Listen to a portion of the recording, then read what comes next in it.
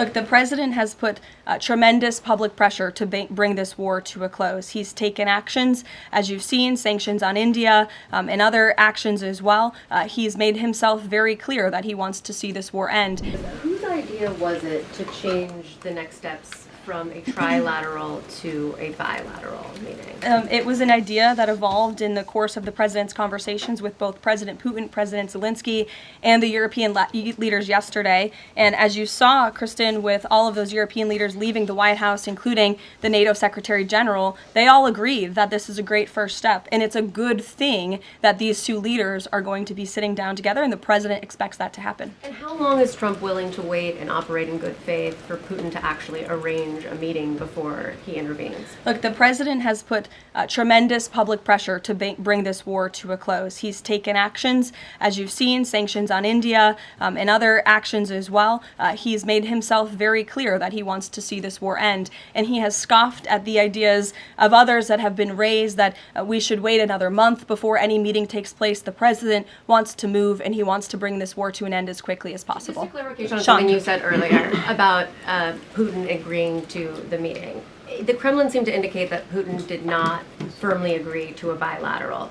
Did he agree to have a sit-down with just Zelensky on the phone? I can assure you that the United States government and the Trump administration is working with both Russia and Ukraine to make that bilateral happen as we speak.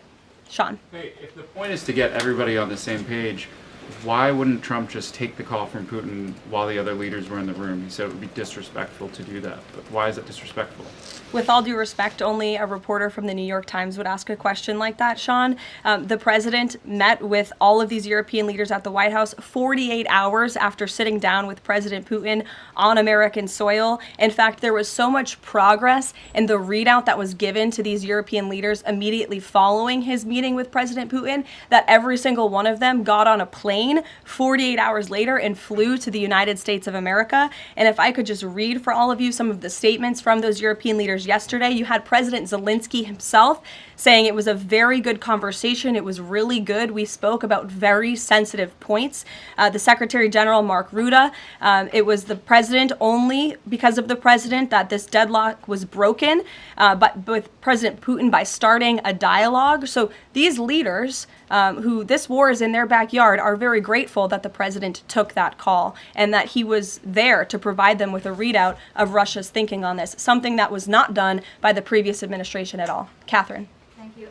Is the White House looking at Budapest as a possible location? I'm not going to confirm or deny locations. We'll provide you with details as soon as we can. Just following up on Kristen's question, I understand that the White House is working and allies are working to make this meeting happen, but did Putin promise to do a meeting with Zelensky, a direct meeting, in the coming weeks? He has, and I just answered that question for you. Franco.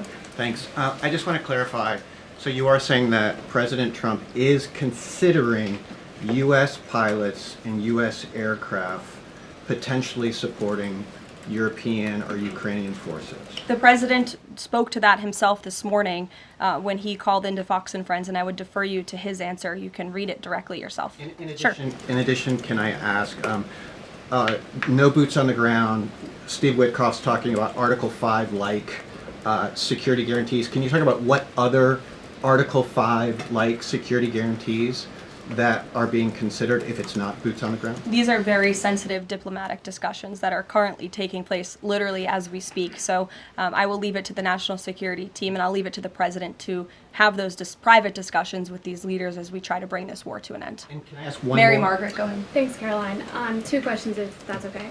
So on these meetings, I know you said that the trilateral will take place if necessary. Do you think that we might not need the trilateral and that Zelensky and Putin might come to this conclusion on their own?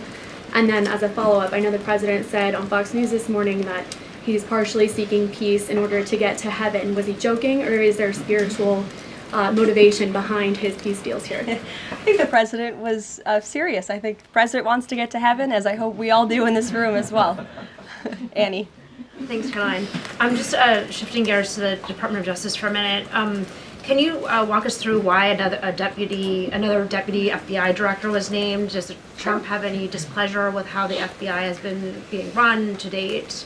And then I have a question about the antitrust division. No, Andrew Bailey is extremely qualified. As you know, he's been serving with honor as the Attorney General of Missouri, and he's been brought on as another set of very credible and experienced hands to work alongside the current Deputy Director, Dan Bongino, under the leadership of the Director, Kash Patel, and the Attorney General, Pam Bondi. And the FBI has been doing a tremendous job. We've seen their agents out on the streets as part of this interagency task force here in Washington. But the crime that they've been stopping here in Washington, they've been doing this for 7 months all across the country. In fact, there's been 19,000 arrests by the FBI nationwide. That's more than double last year in the same time period.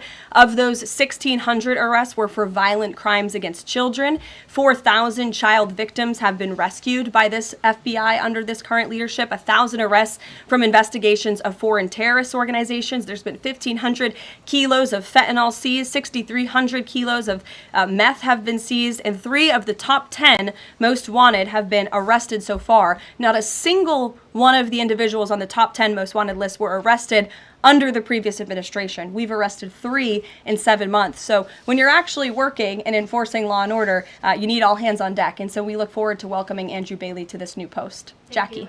I have a quick question about Roger Alfred, who's a former DOJ official. He gave a speech in Aspen yesterday where he said that senior DOJ aides are cutting deals with favored lobbyists. I'm wondering if the president has any concerns at all with the way the antitrust division is working. I have no idea who that individual is. I don't know why he made those comments. I don't know what basis he's making those comments on. My instinct tells me it's not true, but we will definitely look into them and I'll get you a response. Thank you, Caroline. Jackie. Thanks, Caroline. Since the president often says that this war would not have started if he were in office, and True. and Putin confirmed that. It's true. Do you accept that as true? The Probably. European leaders do.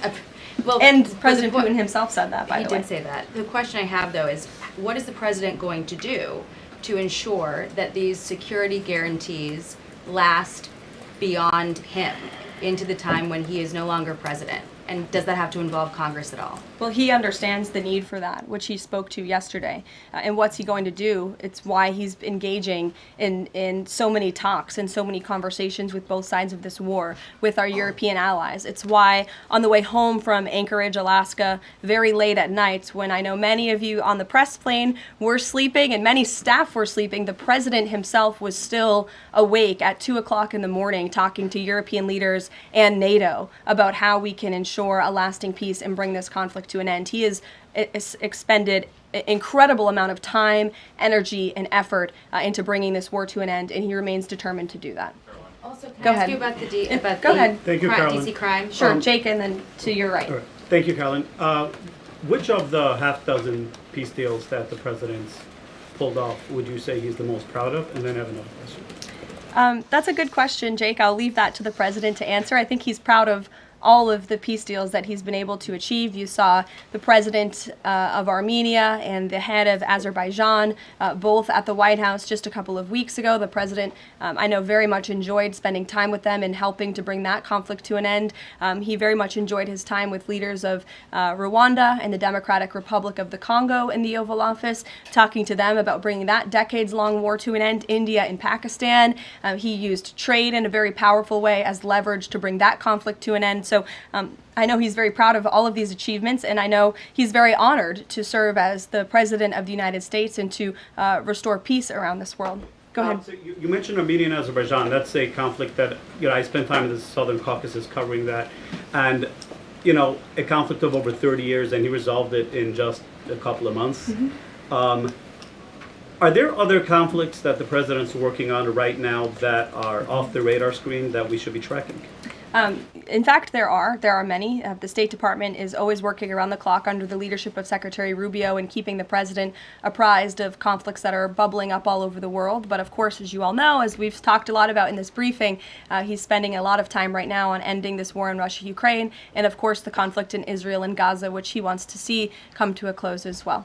Sure, go ahead. So the president says that he's starting a movement to eliminate mail-in voting, but states administer elections, not federal federal authorities. So can you provide any more details about how the White House plans to eliminate that? The White House continues to work on this, and when Congress comes back to Washington, I'm sure there will be many discussions with our friends on Capitol Hill and also our friends in state legislatures across the country to ensure that we're protecting the integrity of the vote for the American people. And I think Republicans generally, and the president generally, wants to make it easier for Americans to vote and harder for people to cheat in our elections. And it's quite mind-boggling that the Democrat Party could stand in opposition to common sense. He wants to ensure election integrity.